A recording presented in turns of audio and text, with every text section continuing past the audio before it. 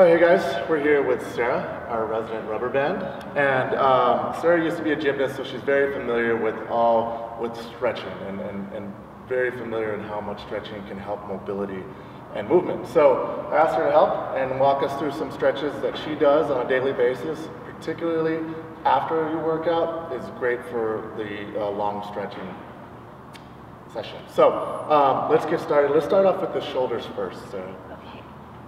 So shoulders first, if you want to walk us through this stretch. Yes. Okay. This one, your goal is to try and keep your pinkies together when you put your arms behind you, and then you scoot your butt as much forward as you can, and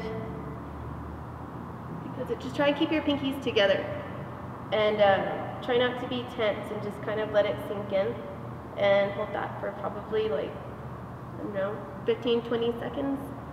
You can do that in sets though, because every time you want to go lower.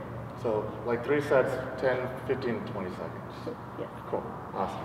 All right, the next shoulder stretch we have would be the butt to wall stretch, which is pretty difficult. She makes it look really easy, but these shoulder stretches are great if you have overhead problems. So she's gonna grab the weight, put it on her back, butt to the wall, legs locked out. Now she's gonna take her chest, and I'll explain it while she's looking down to the ground. She's gonna take her chest, put it down to her thighs as much as possible, and then use the counterbalance of the weight, or the weight, to help stretch her shoulders as well. Now, a normal person doesn't look like that. In fact, my range of motion is more here. I won't do it for you and embarrass myself, but normal range of motion is a lot less. Your goal is to definitely get to that position. So now we've got our shoulders, let's go to our wrists. So these are great stretches for the wrists. If you feel a lot of stretch when you're in a front rack position, it's not your lats, and you really think it's your wrist, this is a great stretch to do as well. So she's going to put her hands towards the ground. Hands forward, you want to put all your weight on your wrist and rock back and forth, and flip your hands towards you and over, and just keep going, rocking back and forth, and then roll them out. Cool. Let's talk about some posterior stretching. So your hamstrings.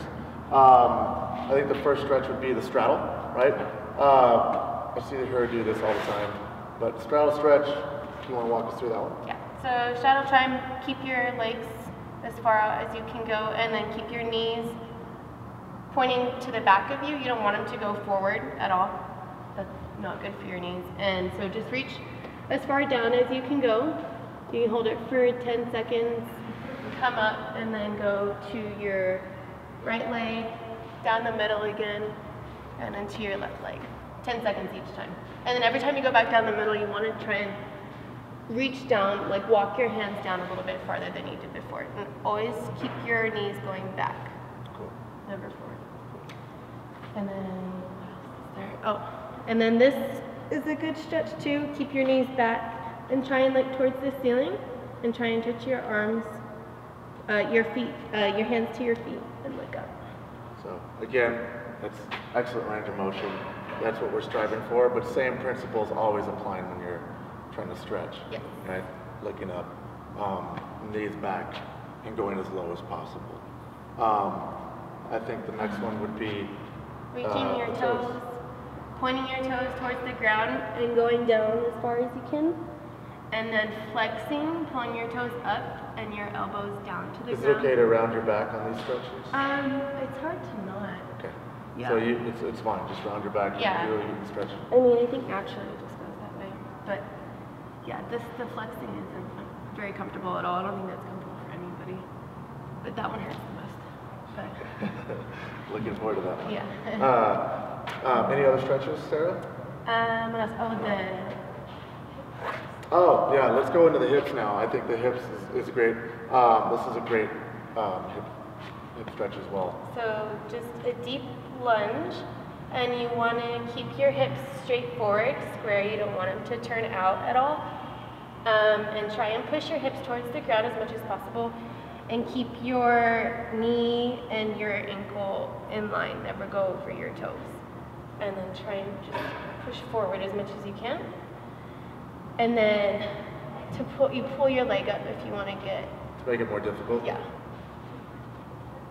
And your goal, you want to have like a straight line going down right here. That would be good. Like kind of like this is like all straight right here. Okay. Like you'll get there. Instead of like going 90 degrees, you want to push like forward. I'll add in a couple of my favorites. Okay. For a back stretch, it could be called the snail or whatever. Maybe a little bit uncomfortable to do in front of people. But I love this stretch. So basically we're laying flat on our back, bringing our toes and our knees, trying to touch our knees to our forehead if we can. But all we're going to do is keep our back flat, or shoulders on the ground.